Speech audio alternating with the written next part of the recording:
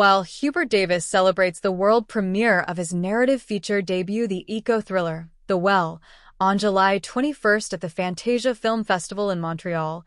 He is already deep into the post-sound mix of his second feature, a theatrical adaptation of the 1986 sports drama, Youngblood. Both narrative projects draw on his experience in documentary filmmaking and reorient genre conventions. Davis told Variety ahead of the world premiere of The Well, which is programmed in Cheval Noir, Fantasia's main feature competition. The Well is set in a near-future time of environmental collapse, when resources are scarce, diseases are rampant, and isolation is the norm. A family's safety and loyalties are tested after a wounded man arrives on their doorstep and discovers their hidden source of clean water.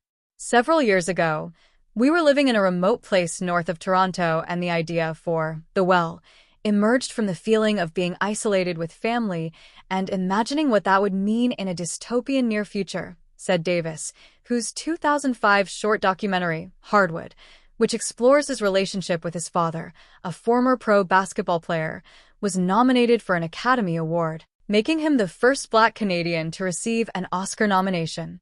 When you're raising your kids, who do you trust besides yourself?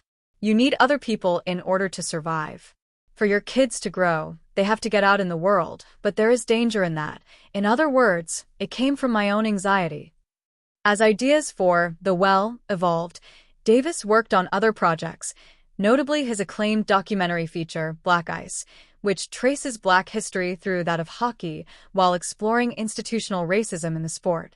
It won the People's Choice Award for Documentary at the 2022 Toronto International Film Festival. Davis worked with actor-screenwriter Michael Capilippo and, later, filmmaker Kathleen Hepburn, never steady, never still, on The Well's script. Once producer Coral Aiken Heart Productions, and executive producers Damon D'Oliveira and Clement Virgo, brother of Conquering Lion, came on board, funding and partners began locking in.